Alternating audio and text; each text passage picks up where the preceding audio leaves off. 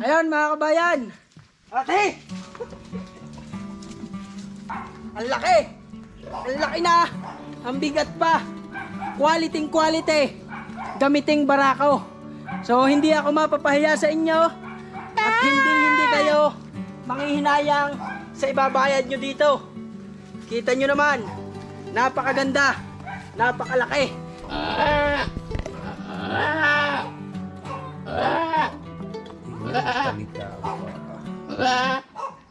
Kulay puti. Ay, kitang-kita nyo naman sa mukha. Taingan-taingan na lamang. Ay, tubong-tubo na kayo. Ayan mga kabayan, at makikita natin yung pagpapaanak ng kambing pag nahihirapan. Dahil nga ganun yung aming ginagawa. Base sa aming experience dito sa aming mga kambing. Napakalaki. So yung aming inahing ito, upgraded na anglo lang ito. Tapos yung aming ganador dyan ay isang bower. Hirap na hirap siya. Yung laki. Kaya pala naman. Basahan nga. Bigyan na sa inyo. Kulay itim. Malakas ang dugo ng inahin. Laki.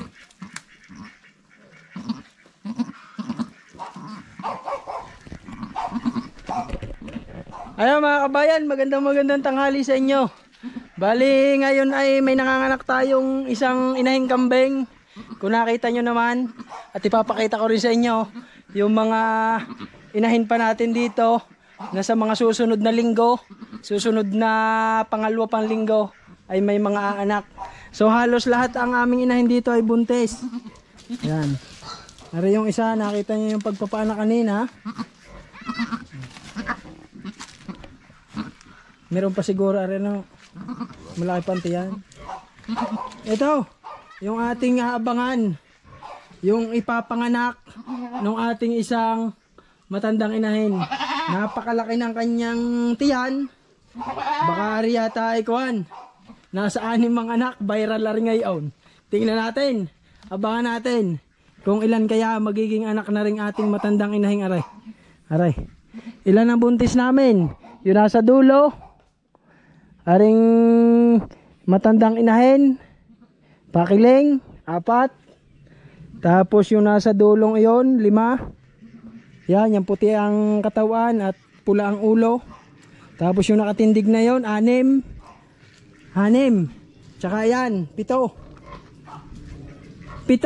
Tapos plus yung nanganak na ito, ang ating mga buntis ngayon. So sa mga susunod na buwan, ay ipapakita ko rin sa inyo yung mga ipagbibili natin dito. Yan, si Onyok. Kung nakikita nyo, malapit-lapit na ito. Yung red head na yon, red head. Yan. Hindi natin ipapakita para makakita nyo. Yon. Napakaganda niyan. 3 months iniha pa lamang yan, pero laki na. O, hanapin natin yung isa dito na talaga ang quality. Ariho ay ipinagbili sa akin ng taga dito sa amin sa Barangay Barigon nga, Agoncillo. Ay ipinagbili ho aring isang barakong aray dahil nga ho mag-i-inbreeding yung kanyang mga kambing. Kaya inilabas niya ring barakong aray. At para nga daw hindi makalahi doon sa kanyang iba pa doong inahin. At binili ko rin nga are doon sa taga rito sa amin dahil nga are ay pinsan are ng aking ganador na aring si Cardo. Yan, kung kilala nyo si Cardo, iyon si Cardo. Yan, pinsan yan nare. Yan, napakaganda, napakalaki niyan. 5 months inihap na ito. Pero napakalaki at napakabigat na rin. Ay, kitang-kita nyo naman sa mukha. Taingan-taingan na lamang. Ay, tubong-tubo na kayo. Paa pa. Tingnan nyo naman. Napakalaki. So, ang isang basihan din namin sa paglalakhan ng kambing ay nagbabase rin kami dito sa kanyang paa. Tsaka, yan, sa ganda ng kanyang katawan. At kitang-kita nyo naman ang figura. Lalaki talaga ang barakong ito ng kasinlaki ni Cardo ngayon. Yan. So mag-comment na lamang kayo sa mga gustong bumili at papakita ko ulit sa inyo yung isa pang nanganganak na kambing. Narin eh. Are, abangan din natin ang pag-anak nito. Quality daw. Yan. Are, may isang naanak. Padalwa na kanyang anak. Kulay puti naman ang nilalabas. Me.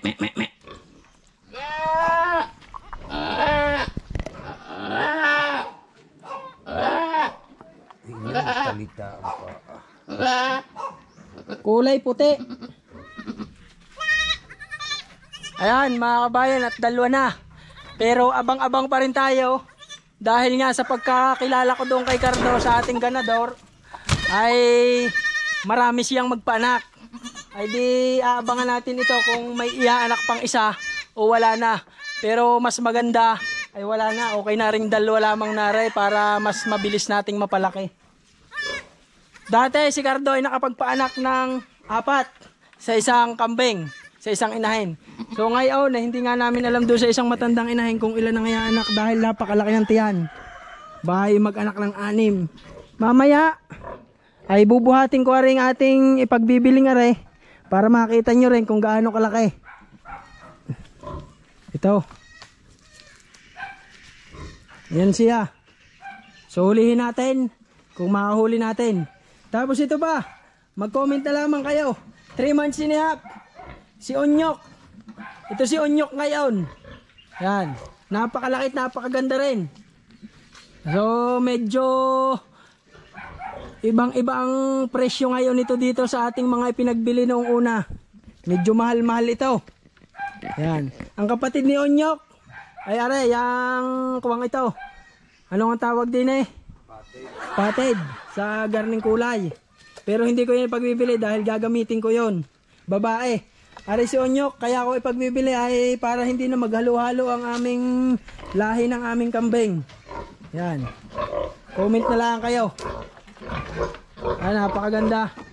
So bubuhatin natin yung dalawa, si Onyok at saka itong pinsan ni Cardo. Yan. Hulihin natin kung makahuli ko. Ito muna, si Onyok muna. So yun nga, nangihinayang ako ipagbili si Onyok. Pero kailangan para nga hindi mag-inbreeding ang ating mga alaga. So talaga napakaganda noon ni Onyok na yon. Kaya nangihinayang ako ipagbili. Pero kailangan.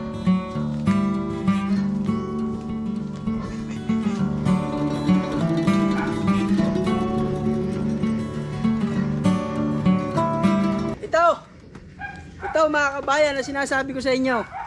Si Onyok.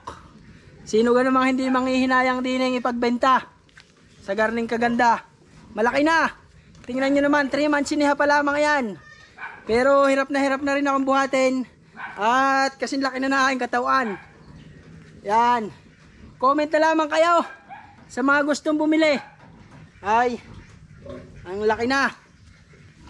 So ibaba natin para makita nyo. Yun, tumaas na. Ito naman, yung pinsan ni Cardo.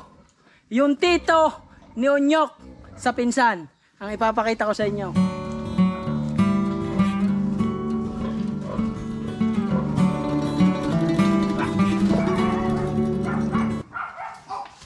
Ito! Bigat! Ang laki! Ang laki na! Ang bigat pa! Quality! Gamiting barako. So hindi ako mapapahiya sa inyo at hindi kayo manghihinayang sa ibabayad nyo dito. Kita nyo naman, napakaganda, napakalaki. Paulit-ulit na ako. Baka may makapag-comment na naman na puro ako puri sa aking alaga. Abala, hindi ko purihin, ay akin aray. Ayun, ito ang inyong pwedeng gamiting pampalahi sa inyong mga alagang kambing. Yan. Hindi ko kayo manghihinayang sa inyong ibabayad dito. Sa pinsan ni Cardo at kay Onyok. 2 barako. So meron pa rin ako din ng mga babae. Ay hindi ko na ipapakita sa video. Dahil nga nahaba ang bidyong aray.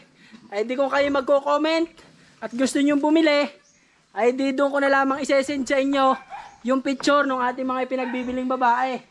So yun yung isa, kung nakikita nyo sa video, yung kulay puting yun ay babae. Hindi ko na uhulihin at talagang ang haba na ng video nga rin, ay hindi na mai-upload sa YouTube. Wala na rin ganang panoorin ng manonood pag gayong kahaba ang mga video. Ay baka hindi pa makitang lahat. Ay di yun na nga. At napabidyo ko ngayon dahil nga may umanak na isang kambing. So siguro sa mga susunod na linggo ay may aanak uli dito. Ipapakita ko na rin sa inyo yung ating inahing matanda kung gaano kalaki ang tiyan. So yung iba naming inahin ay hindi namin natatandaan sa kalendaryo kung kailan na anak dahil nga minsay umuulit sila ng pagbababa sa ating barakong si Cardo. Pero monitor namin itong aming kambing. Malapit lamang sa aming bahay yung kulungan, kaya sa aming experience na rin lamang pag mumihi ng ibang mihi, alam na namin yung mihi ng manganganak at alam na namin yung mihi ng hindi manganganak. Pag mumihi yan, ay alam na namin kung anong ibig sabihin noon.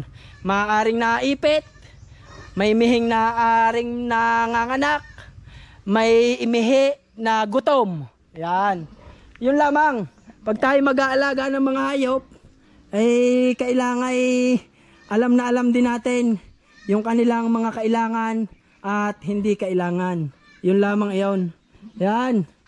Itong isang ito ay kabababa pa lamang. Hindi natin alam kung tumalab na kaya. Pero titingnan din natin yung kanyang dede sa mga susunod na linggo kung nabubuhay-buhay na. Isang quality inahin yan. Kitang-kita nyo naman. So yan. At ipapakita ko sa inyo ring matandang inahin natin kung gaano kalaki ang tiyan. Parang anak na rin eh. Kailan? Tingin ko yung anak na rin ito. Baba. Ito ang aking isang matandang inahin na napakalaki na naitulong. Dahil ho sa 38 naming kambing dati ay nagsimula lamang kami sa dalawa. Isang ito at yung isa ho ay sinamampalad na namatay ho, nalumpo. Ay ito yung isa namin ngayon pinakamatanda na nagsilbing, nagparami sa aming mga kambing. Yan. Ito rin yung nagkalat ng lahi. Ito ay nanganganak ng 4. So makikita natin sa mga susunod na linggo, buwan. Hindi ko alam kung kailan na rin anak, pero malapit na dahil sangkal na ang suso. Sa pagkakalaki ng tiyang iyan, dati mas maliit-liit dito pero ngayon napakalaki. Dati 4 ang anak. Ngayon hindi ko alam kung 5 o 6. So abangan natin kung ilan ang magiging anak nito, 5 o 6. Pag 6, inyo na isa.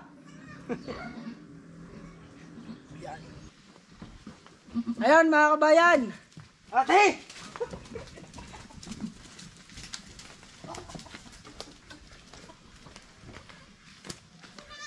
Susubagin pa tayo ni Cardo. Ayan mga kabayan. At tapos na mga anak yung ating kambing. 2 yung anak. Ay dito ko na rin tinatapos yung video ko. Maraming salamat ho sa inyong panonood. At sa mga bibili ho, ay mag-comment lamang kayo. O tumawag dyan sa number ko. Ilalagay ko rin ho yung aking Facebook sa description box dyan ho sa baba. Pakipindot nyo na lamang ho na personal account.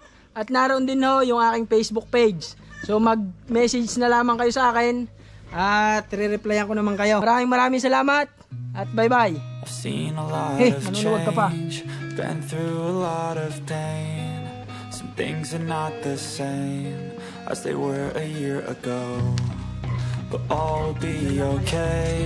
I move on each and every day.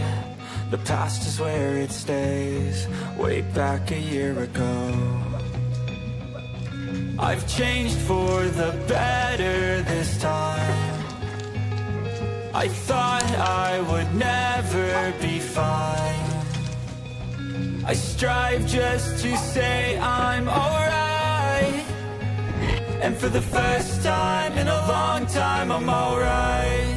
I've seen a lot of change, been through a lot of pain. Napakasarap sa mata. Agar na yung mga alaga. A year ago, but all will be okay. I move on each and every day. Oh, The past is where malapit na nga yung mga inahing yan. way back a year ago. Medyo makalat nga lamang at kami nagpalit ng bubong ng aming figuring aray. Ay mamaya ho yan, nililinisin na rin aray.